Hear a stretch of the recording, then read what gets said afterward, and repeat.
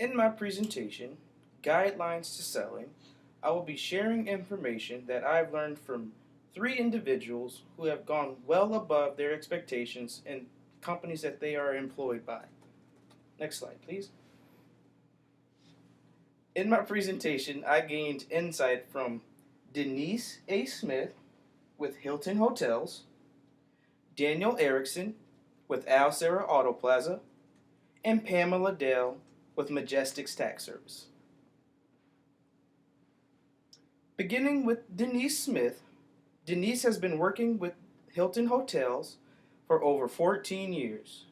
She began as a counter girl and has later worked her way up the ladder of success and now holds the title of Director of Sales and Marketing. She is located in North Carolina and has hotels in Texas that she also abides by. In the discussion with Denise, I began with ethics and sales. Denise pointed out that having fairness and integrity is very important in the line of hotel duty. When people come to hotels, it's not always just based on having a fun time, going to the pool, and enjoying vacation. Most cases, when people stay at hotels, it's something personal, like something might have happened to their home and they just need a temporary home for a while. So it's important for people working in the hotels to put themselves in their customers' shoes. She also highlighted to underpromise and overdeliver. That shows going above and beyond your duty, and customers really see that and really like that in a company. With that being said, professionalism is also key. You want to interact with customers in the most professional way as possible. You don't want to have any loose cracks between you and the customer. Later, we talked about communicating value. Here, Denise mentioned ROI, known as return on investment. You get out what you put in. Excuse me. Say, if you go above and beyond for every customer every time, customers take note about that. They see that, and then that's where they get their value from you and your company. It's important to invest your time and yourself in other people. You can't put a price tag on quality, says Denise. I also spoke with Denise about building a customer network. Denise says word of mouth is the biggest thing. When you have a family member or friend who visits one of the Hilton hotels, they're going to talk about it. They're going to say how nice your pool was, how great the breakfast was, how great housekeeping and service was, accommodating to your needs, the concierge. When they communicate that to your friends go, wow, I guess if I have to stay on vacation or if an emergency happens and I need to stay somewhere, I need to contact the Hilton Hotel. That right there keeps you and the customers that you've established relationships with and new customers in a loop together for potentially a long time. Next slide, please. I also spoke with Denise about dressing concerns.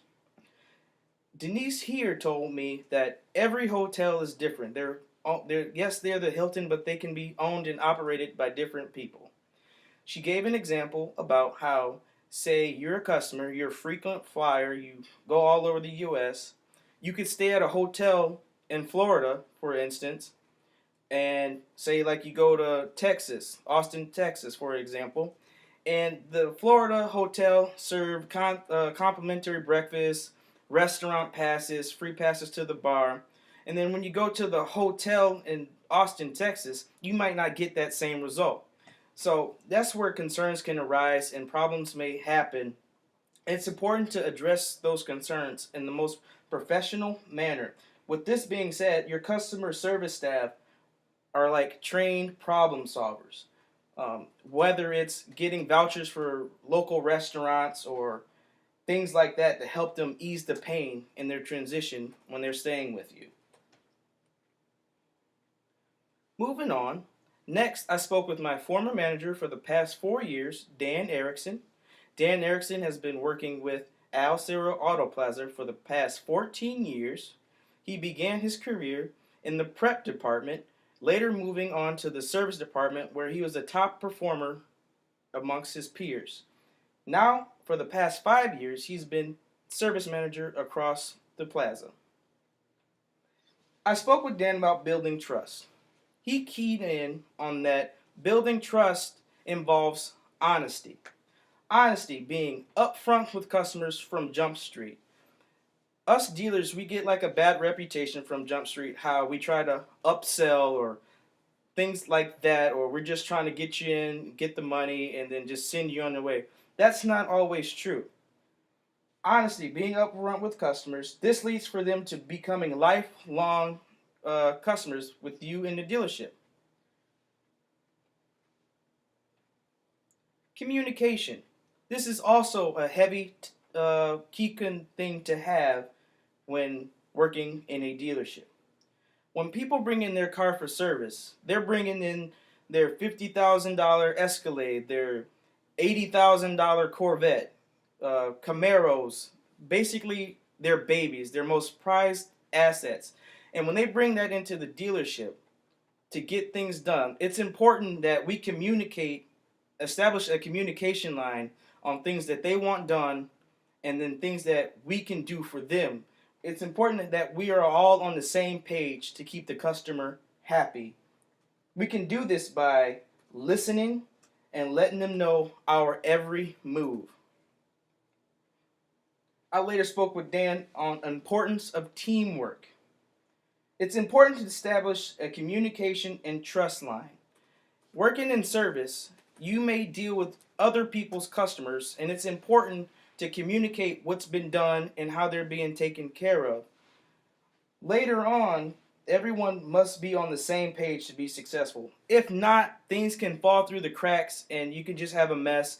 Customers can be irate, they won't trust you anymore, and that just leaves a bad name on you and the company you work for. I later spoke with Dan about understanding the buyer. Dan suggests that discovery is the best thing. When people bring in their cars, most of the time they have stickers such as baby on board, or have you seen those family stickers on the back window, and also veteran stickers from the Army. When you find common interests like that, you find like key points to talk about during your transaction with us in the service department. That leads to communication. Communication then goes on to trust. When you talk a lot, establish boundaries, make those connections, trust forms, and then when that trust forms and is locked in solid, you develop relationships. Lastly, I spoke to my dear aunt, Pamela Dale. She has been working on taxes for 20 plus years, and around 15 years ago, she started her own taxing company, Majestics Taxes, and she has been profoundly successful. I spoke with Pam about self-leadership. Self-leadership, that involves you yourself knowing where you're going. You can't lead someone in the dark with your headlights off trying to guide someone. It's just not going to work. You have to know mentally where you're going for yourself.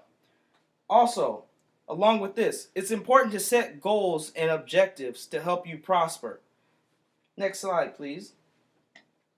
Customer relationships. Here, honesty is key again. Customers want someone they can put all their trust in. Dealing with taxes is a very personal matter. You find out a lot about people. Okay? Must be dedicated. Relationships don't just last for the time being. When you develop these relationships, they want to keep coming back to you and back to you and back to you repeatedly. And also, not every customer is the same. It's important for you to adjust yourself accordingly upon different people, because let's face it, no customer is the same. I also spoke with Pam about earning commitment. Pam quotes, "It's important that you communicate your best assets in order to earn their business." Ways to earn commitment: just listen to the customer. Most time they're going to tell you how they want and how they feel about certain topics. And I have a short video It's kind of poking fun, but I kind of like it. It reminds me of selling.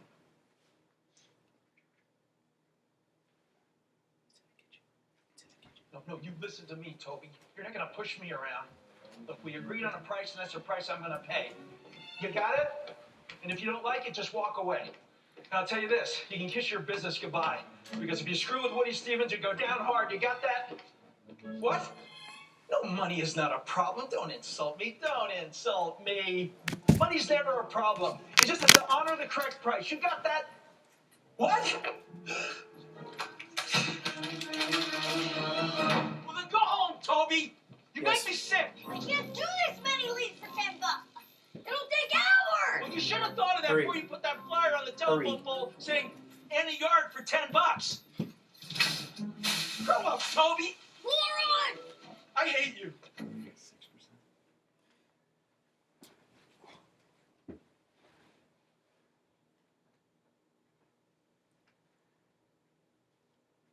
In the previous video that we just watched, although poking fun, we see that Toby lacks self-leadership. He lacks the ability to keep his word. As you can see, he has no idea where he's going. As you can see, the job was too big for him. As you can see, John Travolta, the customer, on the other hand, didn't have too much faith in Toby after all, after he found out he was unable to complete his job. Here's a list of summary of the concepts and what I have taken from them. Beginning with ethics, it deals with your moral values. It's important to do what's right the first time around. That is a key component of gaining your customers' trust. Moving on to communicating values, showing how you take care of the customer has a deep impact upon them and people who they encounter along the way. Building a customer network, become known for what you do. Take pride in what you do. Customers see right, they love that. They feed off of that. Addressing concerns, you should handle all concerns and stipulations that customers may have. Handle fairly and in a timely fashion. Building trust. Honesty is the best policy. People will not trust you if you're sneaking around, not being upfront with them. They can see right through that. Again, it's very important. Teamwork. Sometimes it's best to consult your peers. They have other ideas. Two brains are better than one, and sometimes you could use them to help get the sale. They can share insight to the customer that may help them swing your way. Also, communication, keeping customers in the loop. That's simple. You have something of theirs. They want something done. You're the person that they come to in order to get that done. Listening skills here are very important. Lastly, understanding the buyer. You got to relate to their needs and their necessities on what they want, where your service will take them and help them. Self-leadership. Determine your destination. You can't lead someone where you don't know where you're going. Customer relationships. You have to remain involved. Talk regularly with them. You just can't get their service done and then just forget about them, because when they need your service again, they want to keep up. Lastly, earning commitment. Close the sale. Listen to subtle clues that they have. Clues such as, I'll take this one. I didn't think that price would be this low. When you hear those words, it's important to close the sale. You don't want to be bringing up new ideas and certain things like that. And lastly, thank you. Thank you for your time. Have a good night.